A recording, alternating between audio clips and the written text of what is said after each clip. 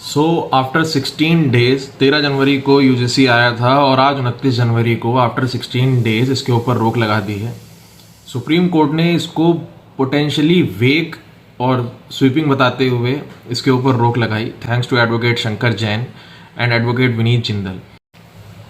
पर ये जो गेम प्लान जो ये हुआ, मतलब जब ये रूल लाया गया और अब तक आप और मैं, मतलब आप और हमारे जैसे लोग कभी ये जो पॉलिटिशियन का माइंड होता है ना, इसको हम लोग समझ ही नहीं सकते हैं।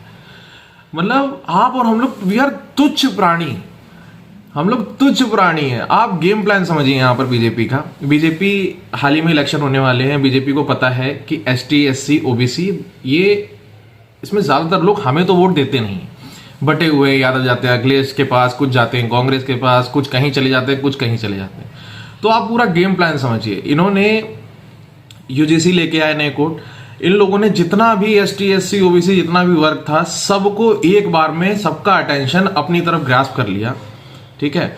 और जो जनरल कैटेगरी थी वो तो बहुत ही माइनर सी थोड़ी सी थी। इन्होंने क्या किया, इन्होंने कुछ दिन के लिए इन्होंने सोचा है कि हम एक काम करते हैं, हम जनरल कैटेगरी को थोड़ा सा हट कर देते हैं, जिससे क्या होगा, जितनी भी एसटी एससी ओबीसी जो इनका वोट बैंक है वो सारा इनकी तरफ आ जाएगा और जो अगले इलेक्शंस में इनका मतलब वो सारा वोट बैंक इनकी तरफ आ जाएगा, ठीक है।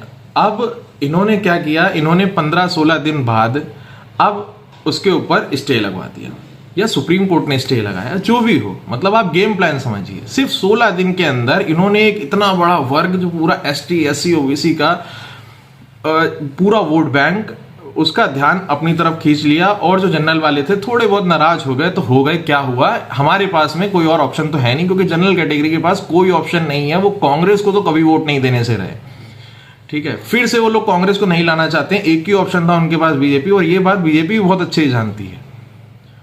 तो ये पॉलिटिशियन का जो माइंड है, आप और मैं, हम जैसे लोग इसको कभी समझ ही नहीं सकते हैं। तो इन्होंने जो भी ये किया, ये सिर्फ वोट बैंक के लिए किया, मतलब ऐसा मेरा मानना है। आप अपने विचार दीजिएगा। और ये बहुत अच्छा हुआ कि यूजीसी हट गया, थैंक्स टू सुप्रीम कोर्ट। बहुत बहुत धन्यवाद दोनों एडवोकेट्स का। Like share and subscribe.